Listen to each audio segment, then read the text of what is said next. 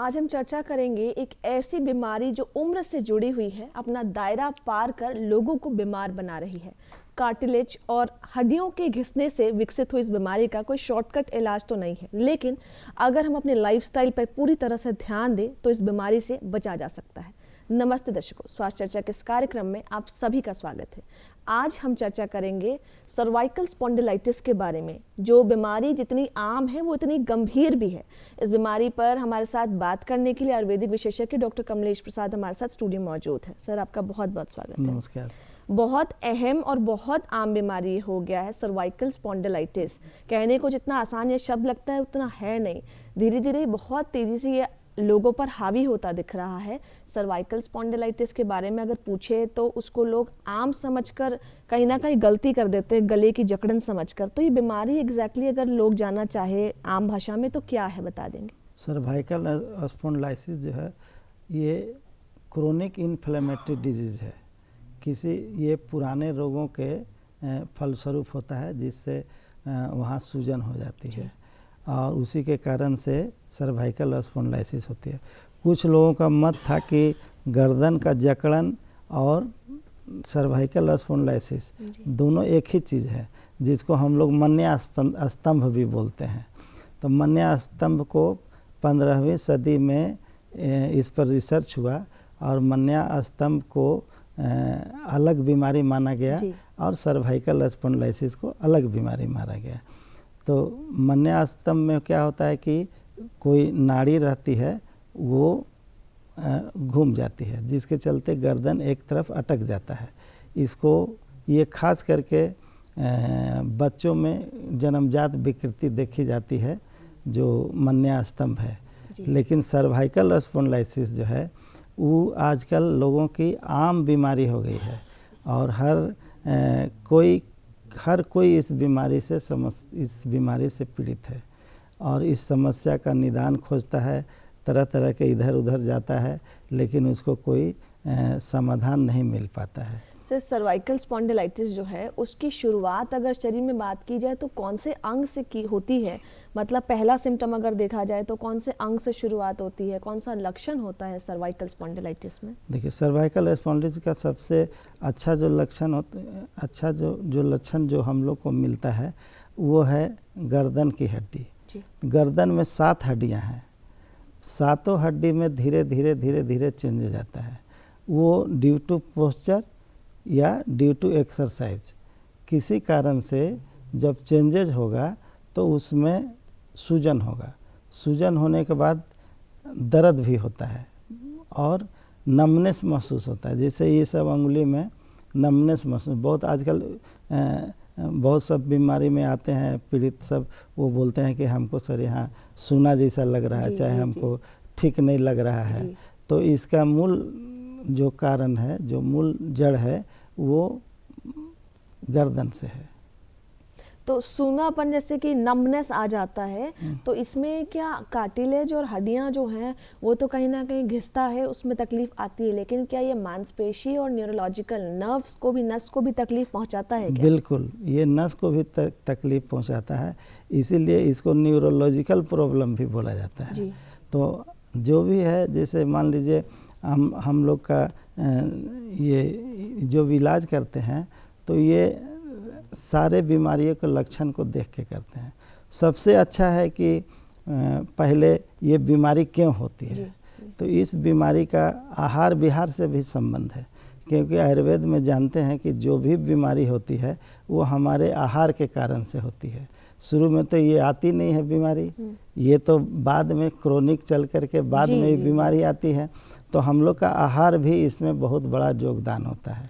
तो आहार के लिए जो फास्ट फूड है या अधिक सिगरेट पीना है, या हम लोग सैलून में जा करके गर्दन को इधर उधर घुमवाते हैं, तोड़ते हैं, उसके फलस्वरूप भी ये सर्वाइकल स्पॉन्डिलाइटिस तो क्या पहले जैसे बोला जाता था कि ये उम्र से जुड़ी बीमारी है, जैसे मैंने शुरुआत में ही बोला कि अपने दायरा को पार कर लोगों को बीमार बना रही है, तो ये जो रोग है ये छोटे बच्चों में, स्कूली स्टूडेंट्स में भी अब पाया जा रहा है? स्कूली स्टूडेंट्स में मोस्टली पोस्चर के कारण होता है, क्योंकि आजकल के बच्चों को देखिएगा कि उनका स्कूल जाने का जो बस्ता है बहुत भारी हो गया है और जिसके लेने के साथ वो एक तरफ आगे की ओर झुक जाते हैं, तो हम लोग का जो उसका असर स्पाइन पर भी पड़ता है। तो ये खास करके छोटे बच्चों में तो दर्द देखने को बहुत कम मिलता है, लेकिन चक्कर देखने को मिलता है जी। और चक्कर का कारण भी ये सर्वाइकल स्पॉन्डिलाइसिस है। तो इसलिए बच्चे भी इससे प्रभावित हो रहे हैं। उसके अलावे जुआ भी जो 30 से 40 बरस का उम्र का है, वो लोग भी इससे प्रभावित हो रहे हैं। तो 30 से 40 बरस के बच्चे जो कॉरपोरेट ऑफिस में काम करते हैं, जो लोग कंप्यूटर पर काम करते हैं, जो लोग लैपटॉप का अधिक उपयोग करते हैं, या जो लोग मोबाइल को अधिक देखते हैं, उनमें भी ये प्रॉब्लम देखी जाती है और ख़ास करके वो लोग भी प्रभावित हो रहे हैं। सर, टेक्नो का ज़माना है, टेक्निकल चीज़ों का ज़माना है। लोग अगर कंप्यूटर और लैपटॉप छोड़ दे तो काम करना मुश्किल हो जाता है। छोड़ने का तो नहीं है। ऐसे लोगों के लिए क्या हिदायत आप देंगे जहां पर अगर काम में गर्दन झुक जाता है और आपका स्पॉन्डिलाइटिस जो है उसी समय शुरुआत होने लगती है, तो वैसे लोगों के लिए क्या प्रिकॉशन वो ले कि वो सर्वाइकल स्पॉन्डिलाइटिस अपने गर्दन की जकड़न को बचा सके? धीरे धीरे उनको अपना आसन को बदलना चाहिए। अपना बैठने का जो तरीका है उसको बीच बीच में चेंज करते रहना चाहिए। जो भी कॉरपोरेट में काम कर रहे हैं या जो भी लैपटॉप में काम कर रहे हैं, उनको मैं यही सलाह दूंगा कि वो अपने थोड़ी थोड़ी देर में अपने आसन को बदल लें। और बीच बीच में सबसे बढ़िया है कि सर्वाइकल स्पॉन्डिलाइसिस से बचने का तरीका है कि गर्दन का एक्सरसाइज अवश्य करें। गर्दन का एक्सरसाइज करने से ये बीमारी थोड़ा दूर भागेगी। बहुत माने मुश्किल से होगा, किसी किसी के तो नहीं भी होता है। अगर रेगुलर एक्सरसाइज करते रहता है तो गर्दन के एक्सरसाइज में सबसे पहले गर्दन को एक घड़ी के दाहिने दिशा में कम से कम 10 बार करना चाहिए। जी। उसी तरह से फिर उसको बाएं दिशा में, घड़ी का बाएं दिशा में भी गर्दन को घुमाएं। उसके बाद आगे करें, फिर पीछे करें, फिर दाएं करें, फिर बाएं करें। तो इस तरह से अगर 10-10 बार किया जाए बीच बीच में, तो ये बीमारी होने की संभावना कम रहती है और ये बीमारी नहीं होती है। अच्छा, इससे बचा जा सकता है। तो इसलिए जो कंप्यूटर में काम कर रहे हैं या जो लैपटॉप में काम कर रहे हैं, वो अपना बैठे बैठे ये काम कर सकते हैं। जी। तो इस विषय पर अगर आयुर्वेदिक इलाज की यहाँ तक बात रही, वो तो हम लोग बात करेंगे ही, लेकिन आपके तरफ से क्या ये सुझाव दिया जाएगा कि जो युवा वर्ग हैं, छोटे बच्चे जिसको हो रहा है, उनके लिए पोस्चर करेक्शन की आपने बात कही, तो पोस्चर करेक्शन के लिए क्या बेल्ट्स आता है या कंधे का बेल्ट आता है, गले का बेल्ट आता है? तो क्या ये आपके तरफ से सुझाव है कि लोगों को ये अगर दिन में अगर पोस्चर करेक्शन नहीं हो रहा है तो इसका इस्तेमाल करना उनके लिए लाभदायक होगा? देखिए, लाभदायक तो जब बीमारी हो गया तब ही उसका यूज़ करना लाभदायक है ना। ऐसे बोला जाता है कि ज़्यादा गर्दन का कॉलर का यूज़ करने से गर्दन पतली हो जाती है। तो इसलिए अगर कॉलर का उपयोग करते हैं तो संभल के ही करें, कम मात्रा में ही करें। कम से कम शुरुआत के दिनों में तो 20 से 25 मिनट ही लें। अगर जिनको ये हो गया है बीमारी, वो कम से कम तो 2 घंटा एक दिन में बेल्ट लगा सकते हैं, कॉलर बेल्ट लगा सकते हैं, जिससे है कि उनका स्पाइन ठीक रहेगा। आप हम लोग देखे होंगे कि जो लोग बोझा ढोते हैं, धान उनका बोझा ढोती है, जो मजदूर सब है या जो है, उन लोगों को सर्वाइकल स्पॉन्डिलाइसिस नहीं होता है। उसका कारण है कि वो जब बोझा लेके चलती हैं तो आपस में एक माने एकदम सीधा स्ट्रेट चलती है जी। तो जिसके फलस्वरूप उन लोगों को नहीं होता। ऐसा देखा गया है कि जो लोग माथे पर कोई चीज़ वजन रख के चलते हैं तो उनको बिल्कुल कम होता है ये बीमारी। तो उनके लिए जिनको पोस्चर करेक्शन अगर करना है तो वो अपना बेल्ट जो अगर गले में इस्तेमाल करते हैं तो वो 2 घंटे से ज़्यादा प्रतिदिन इस्तेमाल ना करें, उनके लिए लाभदायक होगा। और अगर आपके पास पेशेंट्स इसके लिए रिलेटेड आते होंगे, संबंधित आते होंगे, तो क्या वो कैसी कैसी शिकायत लेकर आते हैं? अगर सर्वाइकल स्पॉन्डिलाइटिस उनको है या फिर शुरुआत हो रही है, तो क्या वो उनके सीधे रीढ़ की हड्डी जो लाइफलाइन लोगों का कहा जाता है, या सीधा ऊपर सर में दर्द की ओर जाता है? ये सब शिकायतें क्या क्या सिम्टम्स लेकर आते हैं, ये थोड़ा लक्षण अगर स्पष्ट करके जो हमारे पास जो मरीज आते हैं वो लोग सर्वाइकल स्पॉन्डिलाइसिस का, तो वो लोग बोलते हैं कि हमको गर्दन में दर्द हो रहा है, हम हमको मितली जैसा लगता है, जी। उल्टी नहीं होता है हाँ। लेकिन मितली जैसा लगता है। जी। हमको किसी किसी को तो सडन चक्कर आएगा, सडन चक्कर आएगा और वो बैठ जाएगा। तो इस तरह से प्रॉब्लम होता है। उसके अलावा हाथ पैरों में, इसमें हाथ में, इसमें भी नमनेस आता है और दर्द होता है। दूसरी बात, जब दबा के देखा जाएगा गर्दन के आसपास तो सुप्राक्लेविकल वेन जो है वो दबा हुआ मिलता है, खास करके सर्वाइकल स्पॉन्डिलोसिस वाले पेशेंट में। तो इसलिए मितली होना, चक्कर होना, दर्द होना, सूजन होना, गर्दन में जकड़न होना, इधर उधर गर्दन को घुमा नहीं सकना, ये सारे सर्वाइकल स्पॉन्डिलोसिस के लक्षण हैं और इस तरह से मरीज आते हैं। तो हम तो पहले उनको बोलते हैं कि पहले आप डाइट को भी कंट्रोल करिए, जैसे फास्ट फूड वगैरह बिल्कुल मत खाइए, सिगरेट बिल्कुल मत पीजिए, और जो सैलून में जाते हैं वहाँ गर्दन को मत घुमाइए। वो भी ऐसा तो कई बार सुना है कि गर्दन घुमाया और उसमें कई एक आदमी डेथ भी कर गया। जी, मिसहैपनिंग हो जाती है। तो इस तरह से हम उनको यही सलाह देते हैं। उसके अलावे कुछ दवाइयाँ हैं जो दिया जाता है, जो उनको पेन किलर वगैरह हम लोग देते हैं, जो उनका समस्या है उसका निदान हो, दर्द में कमी हो। तो इसलिए उसके लिए हम लोग दवा देते हैं। लेकिन जो मूल रूप से हम लोग बताते हैं कि इसमें सबसे अच्छा फिजियोथेरेपी का रोल है। जो फिजियोथेरेपी आप कराइए उससे लाभ मिलता है। सर, थेरेपी के पीछे तो लोग हैं ही, उससे पहले एक ये अहम सवाल ये भी रहेगा लोगों के लिए जो उनको बहुत कहीं ना कहीं फ़ायदा पहुंचाएगा। लक्षण आपने स्पष्ट तरीके से बताया है। अब ये बीमारी से लोग ना डरने लगे हैं, पहले इतना डर नहीं था, पहले लोग इसको बहुत आम तरीके से लेते थे। सर्वाइकल स्पॉन्डिलाइटिस आज की डेट में काफ़ी ज़्यादा दर्दनाक बीमारी है। तो ये कितना ज़्यादा नॉर्मल बीमारी है, कितना क्रिटिकल बीमारी में तब्दील हो सकता है, ये थोड़ा सा अगर बताएं दर्शकों को तो बहुत फ़ायदा होगा। कितना क्रिटिकल और कितना नॉर्मल बीमारी है? नॉर्मल बीमारी में तो हम लोग देखते हैं कि वही चक्कर वगैरह आता है और वो कुछ दिन रहता है फिर ठीक हो जाता है। लेकिन क्रिटिकल बीमारी में इससे सारे न्यूरॉन में, सारे नस में प्रॉब्लम होने लगता है और धीरे धीरे माने रोगी का गर्दन घूमना बंद हो जाता है, जिसको हम लोग बोलते हैं मन्या स्तंभ। ऐसे रहेगा तो ऐसे ही गर्दन रहेगा, एक तरफ रहेगा तो एक ही तरफ ही रहेगा। और उसके अलावे उसके लिए हम लोगों को कुछ जांच की ज़रूरत पड़ती है। जैसे हम लोग स्पेशल केस में एक्सरे कराते हैं, MRI की भी कराया जाता है और तब देखते हैं कि ये बीमारी कितनी गंभीर बन गई है। बहुत लोगों के केस में क्या होता है कि जो वहाँ का जो पोर है, जो छेद हैं, जो जिससे नाड़ी पार करती है, ये माने मेन नाड़ी, सुषुम्ना नाड़ी जिसको बोलते हैं, तो वो जब पार करती है तो उस छेदा भी पतला हो जाता है, तो नैरो हो जाएगा। नैरो होने से उस नस पर भी दबाव पड़ता है।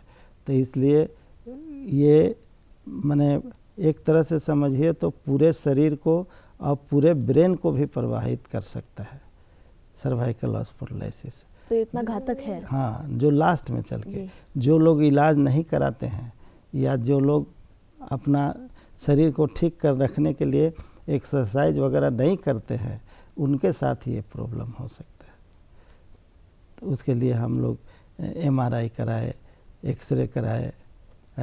उसके अलावे है कि इसमें एक समस्या और है कि उनका जो वहाँ गद्दी है, जो स्पाइन के बीच में होता है ना, छोटा छोटा गद्दी जैसा होता है, वो गद्दी भी ब्रेक होने लगता है, टूटने लगता है, जिसके कारण से और प्रॉब्लम बढ़ती है।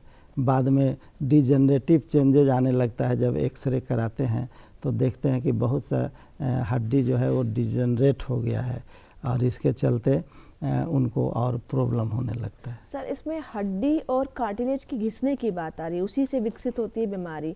तो हड्डी घिसाव किस तरीके से होता है? क्योंकि आज हम अगर कहीं बैठेंगे कहीं भी तो आम लोगों को आप देखेंगे ऐसे और ऐसे गला अकड़ कर अपनी हड्डियों को तोड़ रहे होते हैं, हाथ की कलाइयों को तोड़ रहे होते हैं, जिसको कहते हैं लॉक्स को खोलना शरीर के। तो क्या ये अगर खुद से कर रहे हैं बिना किसी एक्सपर्टीज के, ऑब्जर्वेशन के बगैर, तो ये उन लोगों के लिए सजेस्टेड है क्या करना उनके लिए बेटर है, नहीं है? और दूसरा है कि हड्डी के घिसाव को हम लोग कैसे रोक सकते हैं? देखिए, ये करना तो ठीक नहीं है। एक जो लोग बैठ के हड्डी को तोड़ते रहते हैं वो ठीक नहीं है, क्योंकि उससे और संभावना बनती है तोड़ने का। अब रही बात कि इस बीमारी को कैसे रोका जाए, सवाल है। तो उसके लिए हम लोग जो है खाने पीने का ही मेन नियंत्रण मेनली है कि हड्डी में जो कमजोरी आती है ना, वो फूड के कारण से आती है। भोजन अगर ठीक से नहीं मिल रहा है, ठीक से कैल्शियम नहीं मिल रहा है, ठीक से आयरन नहीं मिल रहा है, तो उसी कारण से हड्डी में डिजनरेशन होता है। तो इसके लिए हम लोग बोलते हैं कि कम से कम जो गाय का जो फेनुस होता है ना, उसका अगर उपयोग करें कम से कम 10 दिन, तो उनको बहुत अच्छा लाभ मिलेगा और वो कैल्शियम वगैरह भरपूर मात्रा में मिलता है। उसके अलावा कैल्शियम के बहुत सी अंडा भी खा सकते हैं जो लोग मांसाहारी हैं तो इस तरह से वो लोग खाएंगे तो उनको ये समस्या नहीं होगी और कैल्शियम की पूर्ति होगी हमेशा। उसके अलावा आजकल आ गया है कोलेजन फाइबर को बनाने वाला, या ऐसी भी दवा आ गई है जो हड्डी के वहाँ पर लिक्विड भी कमी हो जाता है, जहाँ हड्डी के बीच में जो लिक्विड रहता है उसमें भी कमी हो जाती है, तो उसको भी बनाने का बहुत सा दवा आजकल आया है, बट दे आर माने उतना कारगर नहीं है। थोड़ी हद तक तो काम चलने लायक है, अगर आज मतलब पहले इसलिए खान पान पर विशेष ध्यान दें, प्रॉपर मात्रा में दूध लें, अंडा खाएं, तो इस तरह से घी खाएं, 1 चम्मच घी प्रतिदिन अगर खाएंगे तो इस तरह से हड्डियों में जो विकृति होती है वो नहीं होगी। सबसे पहले अगर आप इस बीमारी को लेकर आजकल किसी चिकित्सक के पास जाते हैं तो पहला अगर वो कुछ भी आपको डायग्नोस करके बताते हैं तो वो होता है सप्लीमेंट्स। आपको दवाइयों की लंबी चौड़ी सप्लीमेंट्स देते हैं जिसमें B6, B12 हो गया, D3 हो गया, ये जो नस को कवर करता है, हड्डियों को कवर करता है और कहीं ना कहीं मांस को भी थोड़ा बहुत शक्तिशाली बनाता है। तो ये सप्लीमेंट्स जो है ये कितना कारगर है एक लोगों के शरीर पर? क्या छोटे बच्चों के लिए सप्लीमेंट्स को लेना सही होगा और बिना डोज का या बिना प्रिस्क्रिप्शन का केवल सोशल मीडिया देखकर इसका ग्रहण करना, दवाई का सेवन करना कितना ज़्यादा नुकसान या लाभदायक होगा? देखिए, ये सोशल मीडिया देख के इसको लेना अच्छा नहीं है। छोटे बच्चों के लिए बता रहे हैं कि छोटे बच्चों के लिए तो फूड सप्लीमेंट लेना भी ठीक नहीं है। उनके लिए घर का जो बना हुआ खाना है और जो जिसको हम लोग बोलते हैं कि संतुलित भोजन दे, मछली दे, दूध दे, मटन दे, दही दे, इस तरह से जो भोजन होता है, पालक साग दें और भी छुहारा दें, इस तरह से जो संतुलित भोजन है वो बच्चों को दे, उसी से पूरा होगा, उसी से ठीक रहेगा। लेकिन जो बड़े हैं उनके लिए ये फूड सप्लीमेंट कुछ ज़रूरी हो जाता है जिनको दिया जाता है, जिनको भी एक लिमिट समय के लिए ही देना है, जैसे 3 महीना दिए, 6 महीना दिए, इससे आगे दे नहीं सकते हैं। बहुत सारे लोग अभी सोशल मीडिया देख के भी ले रहे हैं कि चलो इससे हमारा हड्डी मजबूत रहेगा, इसलिए फ्लेक्सिबिलिटी रहेगा। बहुत सारे लोग ऑनलाइन प्रोडक्ट लेके जो लेके और उसको खाते रहते हैं कि उससे प्रॉब्लम नहीं होगा, लेकिन वो सब भी ज़्यादा नहीं लेना चाहिए। बिना डॉक्टर के सलाह के आप अगर लेते हैं तो अपना शरीर के से खतरों से खेलते हैं, इसलिए नहीं लेना चाहिए। ये तो आपने बहुत अच्छी बात बताई क्योंकि लोग आजकल सोशल मीडिया से बिना प्रिस्क्रिप्शन की ऑनलाइन ऑर्डर करके सप्लीमेंट्स काफ़ी ले रहे हैं, खासकर वो युवा पीढ़ी जो जिम जाते हैं, जिनको दिक्कतें अगर आती भी है तो वो पहले ही सोचते हैं कि सप्लीमेंट्स ले लेंगे तो तंदुरुस्त रहेंगे। तो जो सप्लीमेंट लेते हैं, जो जिम में जाते हैं, जो जो ले रहे हैं, पाउडर लेते हैं या प्रोटीन पाउडर लेते हैं, उनसे तो उनका वज़न अचानक बढ़ जाता है। जब तक जिम में रहेंगे ठीक है, और जैसे ही जिम करना छोड़ देंगे उनका वज़न एकदम डबल हो जाएगा, ट्रिपल हो जाएगा। इसलिए हम तो ये भी हिदायत देंगे कि उस प्रोटीन पाउडर को भी नहीं लेना चाहिए, नहीं लें, बिना डॉक्टर के सलाह के नहीं लें, क्योंकि वो सब प्रोटीन में एस्टेरॉइड डाला रहता है और एस्टेरॉइड डालने के कारण से ही उनको लेने से शरीर फूल जाता है, लगेगा कि बहुत मोटा हो गया, लेकिन दरअसल उनका हड्डी में कैल्शियम की कमी रहती है। इसीलिए आजकल तो कॉरपोरेट है, छाया में बैठते हैं, ऑफिस में काम करते हैं, धूप में रहने का समय कम मिलता है, तो इसलिए कम से कम आधा से 1 घंटा धूप में ज़रूर रहें, उसी में विटामिन डी मिलता है। आजकल तो विटामिन डी का बहुत सा टैबलेट भी आ गया है जो कैल्शियम को पचाता है। विटामिन डी देते हैं, उसके बाद कैल्शियम देते हैं ताकि कैल्शियम डाइजेस्ट हो जाए इजीली। तो विटामिन डी को ये आजकल वो भी शाकाहारी नहीं रहता है। जी ये तो सत्य है। हाँ, वो भी मुर्गी के अंडा से निकालते हैं और उसको दिया जाता है। इसलिए मैं सभी को सलाह दूंगा कि कम से कम आप फास्ट फूड का प्रयोग नहीं करें, और सोशल मीडिया में जो भी आहार विहार बताया गया है उसका प्रयोग बिल्कुल संभल के करें, बिना जानकारी में नहीं करें। सर, एक मुख्य सवाल और हिदायत ये भी कि जितनी भी महिला की आधी से ज़्यादा आबादी है वो आज जो हमारा विषय है सर्वाइकल स्पॉन्डिलाइटिस, उससे ग्रसित और काफ़ी परेशान इस कदर कि उनका हाथ का मूवमेंट्स तक बंद हो चुका है। समझिए कि पैरालिटिक पेशेंट जैसा होता है वैसे ही सर्वाइकल स्पॉन्डिलाइटिस का भी मरीज़ आपको दिखाई देगा, जहाँ पे उनका हाथ काम नहीं करेगा, कमर का स्पाइनल काम नहीं करेगा, पैर काम नहीं करेंगे, सर में केवल दर्द रहेगा। तो जो महिलाएं हैं उनका लाइफस्टाइल जो है हमारे भारत में कहीं ना कहीं बहुत ज़्यादा प्रभावित है, वो प्रोफेशनल काम करने वाली हो चाहे घर में काम करने वाली हो। तो ऐसी महिलाओं को जिसमें बहुत सारा चीज़ है, जिसमें गर्भवती जब होती हैं तब की बात है, या फिर जो यंग लड़कियां हैं उनकी बात है, तो लड़कियों को आप ये क्या इसमें हिदायत देंगे? सर्वाइकल स्पॉन्डिलाइटिस सबसे ज़्यादा अगर हावी है तो महिला वर्ग पर भी है, तो उन लोगों को क्या हिदायत देंगे, कैसे वो बच सकते हैं और कैसे अपने आप को इस तरीके से प्रिकॉशनरी ले सकते हैं? महिलाओं को मैं यही सलाह दूंगा कि वो अपना जिस पोस्चर में बहुत देर रहती हैं अपना पोस्चर को बराबर चेंज करते रहें। उसके अलावे उसमें एक्सरसाइज बहुत ज़रूरी है जी। महिलाओं को कम से कम, चाहे गर्भवती हैं चाहे नहीं है, चाहे ऑफिस वर्क गोइंग है चाहे हाउस वाइफ हैं, कम से कम महिलाओं को एक्सरसाइज ज़रूर करना चाहिए।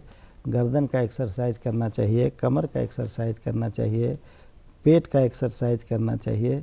तो ये सारा चीज़ करना चाहिए। इससे है कि बहुत महिलाओं को लाभ होगा जी। पहले जैसा तो है नहीं, सबका लाइफ से पहले जैसा जाता पीस नहीं रही है, पहले जैसा ढेकी से चावल कूट नहीं रही है, तो उसमें एक्सरसाइज हो जाता था जी। लेकिन अभी तो ऐसा करती नहीं है, अभी तो सब ऑटोमेटिक है। तो ऐसी स्थिति में उनको अपना शरीर को चलाने के लिए कम से कम एक्सरसाइज ज़रूर करता रहना चाहिए। बहुत सब महिलाएं हैं जो टीवी ऐसे देखते रहेगी तो घंटों 2 घंटों देखते रहेगी एक ही पोजीशन में, ये भी गलत है। ज़्यादा टीवी भी नहीं देखना चाहिए। उसके अलावे बहुत सी महिलाएं हैं जो शराब का भी सेवन करती हैं, तो इससे भी उनको समस्या होती है।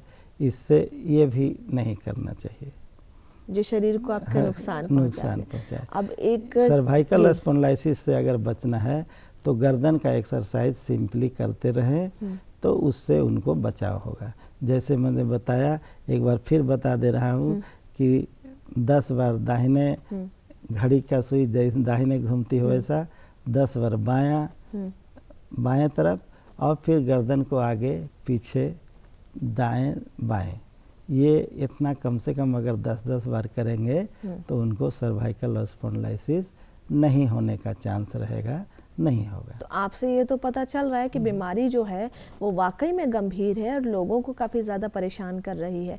लेकिन एक और बड़ा सिम्टम अगर आज के ज़माने में बाहर देखा जाए तो लंबी क्लिनिक्स में फिजियोथेरेपी और कायरो प्रैक्टिशनर्स के क्लिनिक्स में कतार, लंबी कतार जो है वो भारतीयों की लगी हुई है, जहाँ पर वो आते हैं और एक्सपर्टीज़ के अंडर में कायरोप्रैक्टर का सेशन लेते हैं, जिसमें हड्डियाँ जो हैं लॉक्स वो टेम्पररी खोलकर उन्हें राहत दी जाती है, फिजियोथेरेपी दी जाती है, एक कपिंग थेरेपी हो गया, एक एक्यूप्रेशर और एक्यूपंक्चर हो गया। तो सर इस पर क्या है कि इस पर आप क्या हिदायत देंगे, कितना लाभदायक है? और आजकल सब लोग इसको अपना रहे हैं, एक्सरसाइज बाद में कर रहे हैं, पहले वो लॉक्स को खुलवाने पहुंच जा रहे हैं और थेरेपीज ले रहे हैं। न जिनका लॉक जाम हो गया है या जिनका माने हड्डी एकदम जाम हो गया, वो तो जाके खुलवाएंगे तो ठीक रहेगा जी। उसके बाद एक्सरसाइज करें। लेकिन जिनका लॉक जाम नहीं है वो लोग अपना घर में ही अगर एक्सरसाइज करेंगे या मामूली फिजियोथेरेपी ही कराएंगे उससे ही लाभ होगा। ये आजकल एगो मैग्नेटोथेरेपी भी आया जी जी जी है ना, मैग्नेटिक थेरेपी भी लगा के यहाँ मैग्नेट लगा देता है, 3 गो यहाँ पर लगा देता है। इससे है कि गर्दन का भी होता है, तो मैग्नेटोथेरेपी भी लोग यूज कर रहे हैं। तो आयुर्वेदिक में इसका क्या इलाज है, क्या ये क्योर जड़ से किया जा सकता है? देखिए, जब ये एज रिलेटिंग चीज़ हो गया तो इसमें जड़ से कुछ नहीं होगा। जब एज जैसे जैसे बढ़ेगा वैसे वैसे बीमारी बढ़ेगी जी। ज़रूरत है कि इससे बचाव करना, कैसे बचाव करेंगे वो है इसका मूल कारण। तो इसलिए हम लोग को बचाव करना चाहिए। हम लोग को प्रिकॉशन शुरुआत में ही ले तो हमारे लिए फ़ायदेमंद हो। हाँ। तो उसके अलावा आयुर्वेदिक में कुछ जड़ी बूटी हैं जिनको हम बता दे रहे हैं, जैसे रसना है, हम लोग जो दर्द बीमारक दवाई है जी, एक रसना का हम लोग प्रयोग कर सकते हैं। अश्वगंधा का हम लोग प्रयोग कर सकते हैं। जी, जी। ये हड्डी के मोबिलिटी को बढ़ाता है, फ्लेक्सिबिलिटी को भी बढ़ाता है। उसके अलावे जो इसके कारण से जो स्ट्रेस हो जाता है, जो सर्वाइकल स्पॉन्डिलोसिस के, वो स्ट्रेस को भी दूर करता है। और एक है सलाकी। आजकल सलाकी का भी प्रयोग करके जो हड्डियाँ डैमेज होती हैं, जो खराब होती हैं, उसको भी वो रिपेयर करता है, आराम देता है। तो आपने जाना कि अगर सर्वाइकल स्पॉन्डिलाइटिस है तो उसे जड़ से हटाना बहुत ज़्यादा मुश्किल है, इसलिए साफ साफ चिकित्सकों के ओर से हिदायत होती है कि शुरुआत में ही इसकी जड़ को पकड़कर वहाँ से इलाज किया जाए। और लाइफस्टाइल में एक बड़ी सुधार की ज़रूरत है ताकि जो युवा वर्ग हैं वो इसकी चपेट से बच सके। आपने बहुत ज़्यादा जानकारियाँ दी हैं और उम्मीद है लोगों के लिए बहुत ज़्यादा लाभदायक होगी। आपके यहाँ आने के लिए बहुत बहुत धन्यवाद। तब तक के लिए इतना ही। स्वास्थ्य चर्चा के अगले कार्यक्रम में जुड़ने के लिए दूरदर्शन झारखंड के डिजिटल प्लेटफॉर्म को सब्सक्राइब करें। जोहार।